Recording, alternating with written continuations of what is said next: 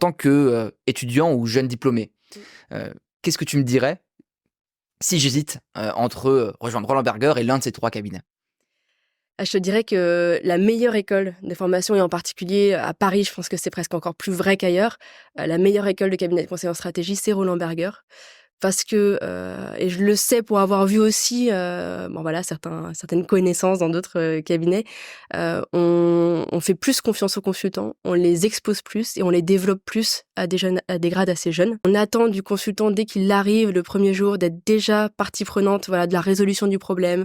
On l'embarque avec nous auprès du client parce que justement on veut qu'il puisse participer à ça. C'est pas le cas dans tous les cabinets de conseil en fait. Parfois on peut rester un petit peu justement derrière son bureau pendant un certain temps. Et puis, on a aussi un ADN qui est particulier du fait qu'on est européen. Donc, je citais ce centre de gravité qui est plus européen et aussi une certaine liberté de ton. C'est vrai, chez Roland Berger, à Paris, c'est quelque chose qui ressort aussi quand on pose la question aux consultants.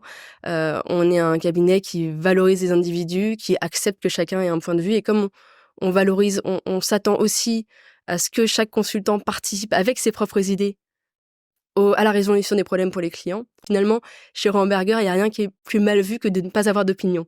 Donc, on accepte aussi les gens qui peuvent râler. On a cette liberté de ton chez Roland Berger qu'on n'a pas forcément chez les concurrents.